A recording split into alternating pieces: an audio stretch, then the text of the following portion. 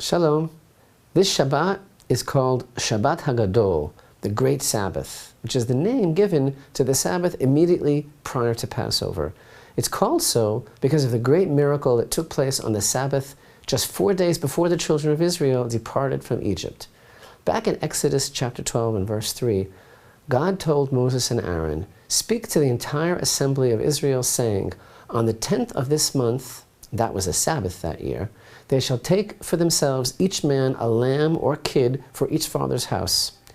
And when the Egyptians asked them what they were doing, the Israelites told them, "Well, what does it look like?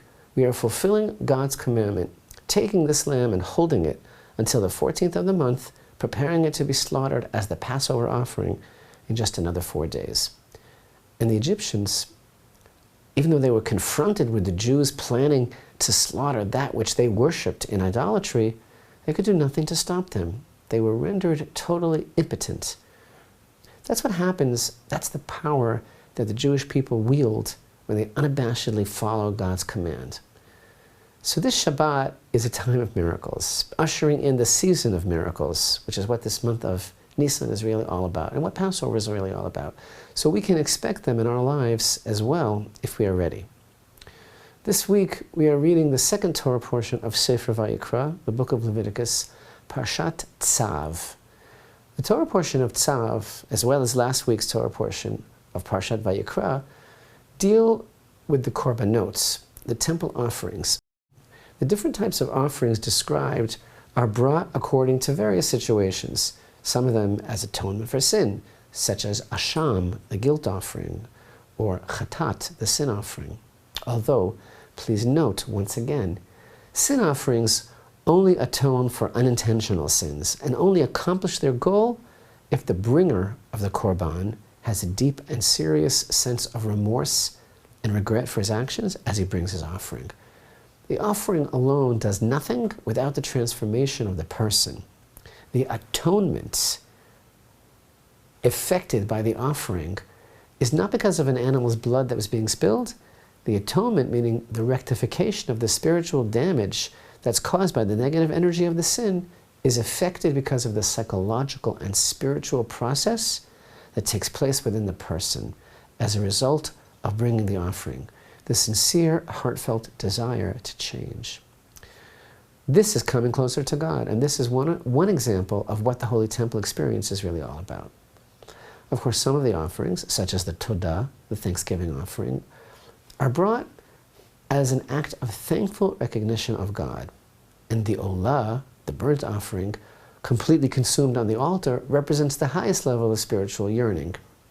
As we begin to study the details, the many details of the many offerings, which are so varied, we begin to understand a general principle that applies to all the offerings. Namely, the korbanot are the conduits of a metaphysical process. The bringing of a korban, an offering, as the meaning of the Hebrew word conveys, brings about closeness. It aids to strengthen a connection, a bond between man and God.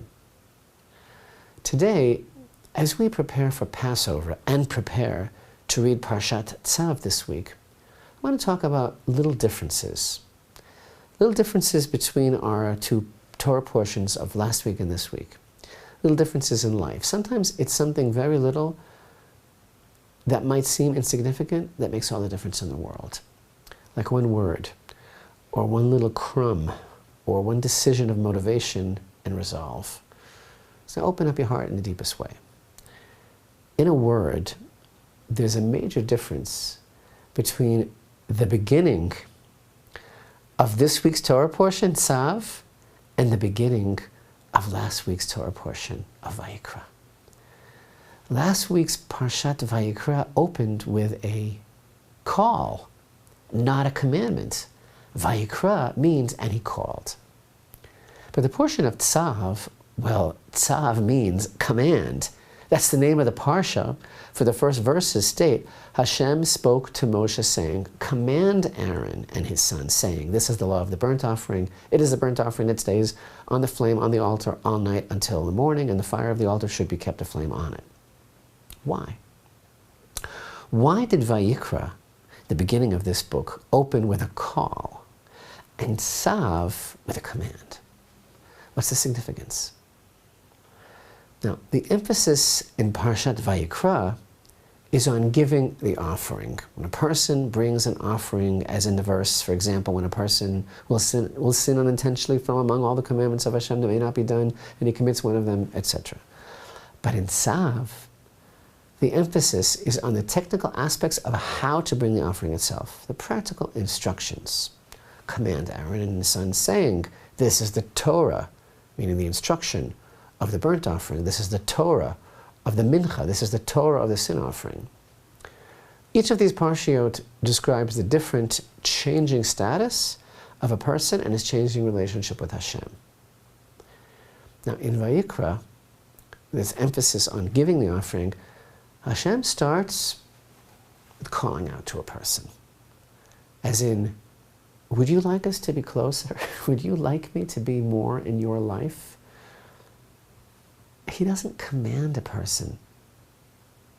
He doesn't make him.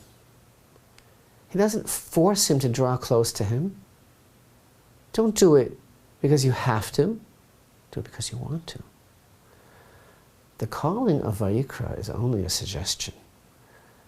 The drawing close is done through giving ratzon, through free will, through a desire, as a result of the desire of the giver.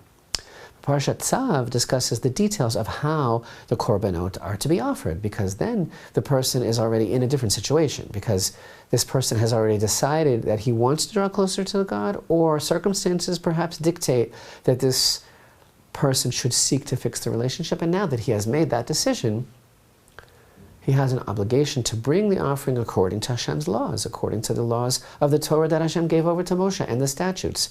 And now the expression of command is most appropriate, for Hashem has given his instruction to Moshe for how to do this. The command is life-giving. The command is uplifting, but it follows a call, and the call is not a command. What does this mean? There's a call. Hashem calling out to us, Hashem's beseeching us to consider his advice, which precedes the command. The command is holy, and the details of how to fulfill it are Hashem's will. But first comes the call, which is about the individual's ratzon, his desire to come close. We want to observe God's commands and follow his word, and we want to draw closer. Why? Because we have to? Or because we want to? My advice to anyone struggling with religion, don't do anything if you're only doing it because you have to. Come back and do it when you want to. What we're saying here is magnificent, and I hope you're listening. Fulfilling Hashem's mitzvot is an intrinsic necessity in our lives, but he wants it to be from the heart. I want to tell you something else. Pesach is here, just around the corner, just another few days. Passover is called the festival of freedom, festival of redemption. It marks the birth of the nation of Israel, the revelation of Hashem in the world, through signs and wonders, through a strong hand and an outstretched arm. All this grandeur, to paraphrase a Song of Songs, it's standing behind our wall and peeking through the cracks. And what are we very busy with the days before Passover? We are very busy with turning over the house, searching for chametz, for leaven, and removing it. We are very busy finding the crumbs of the cookies. The crumbs of the cookies. The deepest secrets of the Torah inform us that the first night of Passover, the night of the Seder, is a night of prophecy for all of Israel, and each individual ascends to the highest level, and every level of heaven opens up. Sparks of divine inspiration are flying, and prophecy shines through each one of us. Our sages teach that we must be prepared for this event, that whoever knows how to properly prepare for the powerful spiritual potential of this night of Passover will blossom and ascend to the highest level. This is the night of, you saw what I did to Egypt and how I bore you on eagle's wings and I brought you to me. So opening up your heart in the deepest way, I ask you, what have we been doing to prepare for this pivotal event? We've been vacuuming. and sweeping and scouring. We've been checking all the drawers and all the corners for crumbs, little crumbs. We clean the crumbs out of the cracks of the refrigerator. So really, what's the deal here? Finding the crumbs, is that how we prepare for prophecy? What does searching and scouring for these crumbs have to do with preparing ourselves to receive the highest light, most sublime level of holiness of the Seder night? I'll tell you what this is all about. Hashem is constantly calling out to us through everything in this world.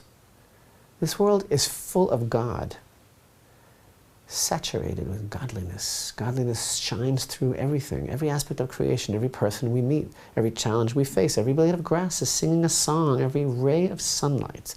That's the whole secret of the month of Nisan and the joy felt by all of creation because of the resting of the Shekhinah in the tabernacle and because of the Exodus. That's why it's springtime, because we left Egypt. Hashem's goodness is revealed all around us and through each other. Such perfection and beauty and godliness. One doesn't have to look so far to see God's wonder and glory, this goodness, this joy, because the world is really full of it. But what prevents us from being in that eternal moment? What prevents us from receiving Hashem's light? The problem is the small things. The smallness of things, our smallness, the little crumbs that stand between us and all this and prevent us from closeness with Hashem. It's the littlest crumbs of insignificance that we hold on to, that hold us back and prevent us from seeing the good all around us.